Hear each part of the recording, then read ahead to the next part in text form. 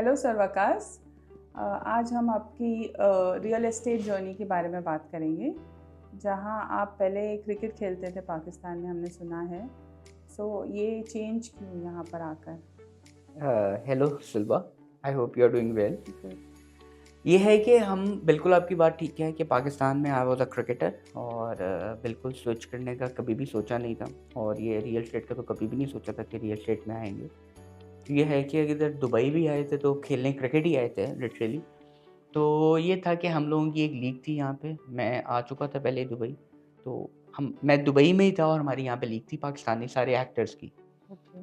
तो हुआ ये था कि सर रिजवान साजन, सबको पता है, डन्यूब के जो सीईओ हैं, जी। उन लोगों को बेसिकली उन्होंने हमें स्पॉन्सर किया था हमारे इवेंट को। Oh nice. तो उन लोगों ने हमें एक दिन डिनर पे अपने घर बुलाया सबको। तो हम लोग डिनर करने गए, तो तब तक मुझे रियल एस्टेट मार्केट का दुबई का कुछ भी नहीं पता था। तो जब हम उनके घर गए थे तो उनकी मैंने पर्सनैलिटी को देखा, उन्होंने अपने बारे में स्टोरी बताई कि वो क्या चीज़ें उन्होंने फेस की अपनी लाइफ में और वो आज इस पोजीशन पे क्यों हैं। तो मुझे बड़ी इंस्पायरिंग लगी चीज़। तो मुझे इससे पहले रिजवान सर का मतलब कि पर्सनली उनको मैं इतना अच्छे से नहीं जानता था। तो उसके बाद जब हम लोग डिनर करके वापस गए हैं तो फिर मैंने थोड़ी सी रिसर्च वगैरह की। तो क्रिकेट भी साथ साथ चल रही थी, लेकिन कुछ ऐसा टाइम होता है लाइफ के अंदर आपके, आपको डिसीजन लेना पड़ता है चीज़ों पे। क्योंकि पाकिस्तान में जो हमने स्ट्रगल की है, क्रिकेट खेली है पूरी लाइफ, हमने अपनी पूरी लाइफ क्रिकेट को दी है और बड़े अच्छे लेवल पे हम लोगों ने क्रिकेट खेली है। लेकिन वहाँ से आने का मकसद ये था कि हम वो चीज़ शायद जो हमें चाहिए वो हमें मिल नहीं पा रही है, तो हम शायद दूसरी कंट्री में जाके वही अपनी एफर्ट करते हैं तो हमें शायद वो चीज़ मिल जाए। लेकिन जब बिल्कुल। इधर भी आए हैं हम लोग, तो मतलब सिनेरियो वही एज़ इट इज़, वही पाकिस्तान वाला काम ही था थोड़ा बहुत। तो फिर थोड़ा-सा कैरियर एज भी ऐसी है, आपको सारी चीज़ें देख के चलना है। तो ये था कि फिर रियल एस्टेट उनको देखा, रिज़वान सर को, उनकी हिस्ट्री पढ़ी थोड़ी-सी, उनको देखा कि वो कहाँ से कहाँ तक पहुँचे हैं, उनकी जर्नी पढ़ी। तो हमने कहा कि क्यों ना ट्राई किया जाए चीज़ों को। तो किस ही वाज योर इंस्पिरेशन। हाँ, you can say that, you can say. Okay. तो ये है कि उनको उनको देखा मैंने, उनकी स्ट्रगल देखी, उनकी लाइफ़ देखी। तो हमने कहा यार चलो रियल एस्टेट जॉइन करते हैं, ट्राई करते हैं इस चीज़ को। ये है कि क्रिकेट पे तो इतना टाइम लगाया है, तो क्यों ना उस अब करियर को भी थोड़ा-सा देख लेते हैं चीज़ों को। ठीक है, कोई चीज़ नसीब में होती है, कोई नसीब में नहीं होती हैं चीज़ें। तो फिर ये स्टार्ट हुई जर्नी, इस तरह स्टार्ट हुई थी। तो आपके लिए कोई स्ट्रगल्स थे struggles when you started your journey? जब भी आपने लाइफ में कोई नया सेटअप होता है या किसी नए करियर को आप चूज़ करते हो एक एज के बाद, जब आप जॉइन करते हो तो आपको नहीं पता होता कि ये आपका फ्यूचर बन सकती है कि नहीं बन सकती, क्योंकि आप डबल माइंड रहते हो, क्योंकि आपकी सराउंडिंग्स जो होती हैं वो बड़ी मैटर करती है, आपकी कंपनी बहुत मैटर करती है, आपके लोग बहुत मैटर करते हैं कि वो आपके इर्द गिर्द कितने पॉजिटिव लोग हैं। तो आजकल की लाइफ में आप अगर किसी से चीज़ें शेयर करो और उनको बताओ कि मैं ये करना चाहता हूँ, जिस तरह मैंने किया था, बहुत से लोगों से मैंने डिस्कस किया, मैं ये करना चाहता हूँ, तो मुझे कभी भी किसी का पॉजिटिव रिस्पॉन्स नहीं आया। ओके। क्योंकि आप भी रियल एस्टेट से हैं, आपको भी ये चीज़ों का पता है कि रियल एस्टेट में कितनी स्ट्रगल है। राइट। मतलब आप जितने भी लोग हैं, एशियंस हैं, कौन-कौन सी नेशनैलिटी नहीं है जो रियल एस्टेट कर रही हैं यहाँ पे।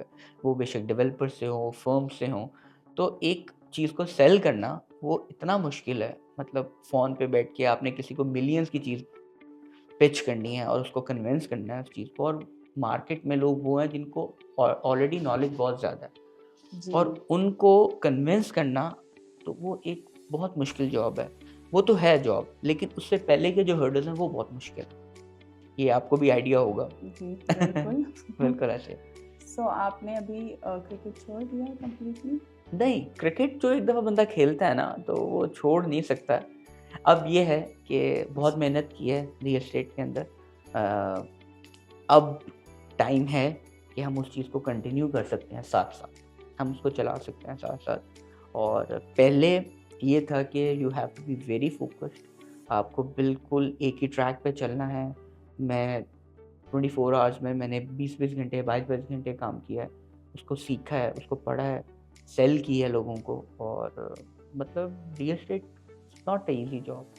तो ये है कि आहिस्ता-आहिस्ता सब चीज़ें बताएँगे आपको। ये पहला इंटरव्यू है, हर चीज़ पहले इंटरव्यू में नहीं बता देनी। श्योर।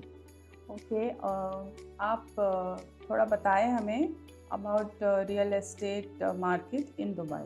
अच्छा, रियल एस्टेट मार्केट जो है ना, वो देखें, वो हर किसी बंदे के लिए बहुत अच्छी है। सब लोग कहते हैं कि नहीं, रियल एस्टेट मार्केट एक बबल है। ये बहुत चीज़ें सुनने को मिलती हैं कि दुबई रियल एस्टेट मार्केट एक बबल है, ये है, वो है। लेकिन ऐसा बिल्कुल नहीं। ये वो लोग कहते हैं जो कभी इन्वेस्टमेंट करते भी नहीं हैं और कभी किसी को करने भी नहीं देते। वो पैसा खुद भी नहीं बनाते हैं और किसी को भी नहीं बनाने देते। राइट। रियल एस्टेट वाहिद ऐसी चीज़ है जिसमें डेवलपर, जिसमें फर्म्स, जिसमें एजेंट्स, हर कोई पैसा बना रहा है। जी। जिसमें इन्वेस्टर्स स्पेशली, मतलब हर कोई पैसा बना रहा है। मतलब आपने सिर्फ राइट ट्रैक चूज़ करना है, राइट लोग चूज़ करने हैं, ये बहुत मैटर करता है। ओके। मतलब आपको कोई ट्रस्टेड बंदा मिल जाए, अच्छी फर्म मिल जाए, जो आपके पैसे को पता है कि कब फ्लिप करना है, कब मार्केट से चीज़ लेनी है, किस टाइम पे लेनी है, किस टाइम पे सेल करनी है, इंफ्रास्ट्रक्चर क्या है। मतलब दुबई में हर जगह प्रॉपर्टी लेने से बंदा पैसा नहीं बनाता। ये भी चीज़ मैं आपको पहले क्लियर कर दूँ। रियल एस्टेट में पैसा हमेशा बंदा वो बनाता है। और मैं आपको मज़े की बात बताऊँ कि बंदा जो पैसा बनाता है ना, वो रियल एस्टेट पे नहीं बनाता। वो ट्रस्टेड बंदे पे बनाता है या ट्रस्टेड फर्म पे बनाता है। बिल्कुल। क्योंकि उनको इन आउट्स का पता है मार्केट का। तो ये है कि अगर आपको कोई अच्छे लोग मिल जाएँ और आपका भी ये काम बनता है, फर्म का भी और एजेंट्स का भी, कि उनको सही ट्रैक में सही चीज़ें बताई जाएँ। तो ये बहुत पैसा है इसमें, सबके लिए बहुत पैसा है। Okay, we will end on this, but I just want you to also inspire the people who are looking for एक जॉब जो as a real estate agent, तो आप उनके लिए क्या कहना चाहोगे? अच्छा, ये आपका क्वेश्चन बहुत अच्छा एक क्वेश्चन है और हर कोई ये ड्रीम करता है कि वो रियल एस्टेट में आ जाएगा, he can make very good money, ये ऐसा ही है। लेकिन इसके पीछे जो स्ट्रगल है वो बहुत राइट। इम्पोर्टेंट है।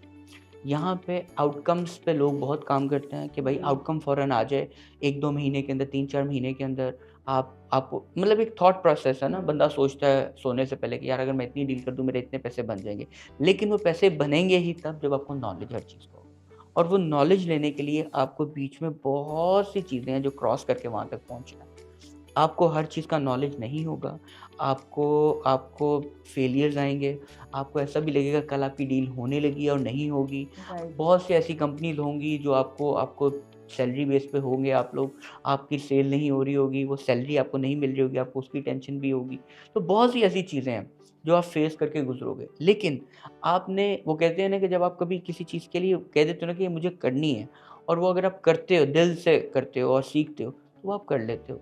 आप अगर हाफ़ हार्टेड रह के काम करोगे रियल एस्टेट में, तो मेरा यही मशवरा है आप लोगों को, सबको, एजेंट्स को, कि इस रियल एस्टेट में नहीं आएँ, क्योंकि इसमें फेलियर्स बहुत ज़्यादा हैं, आउटकम्स बहुत कम है। लेकिन जब आउटकम्स आने शुरू हो जाते हैं, तो ऐसे आउटकम्स किसी काम में नहीं।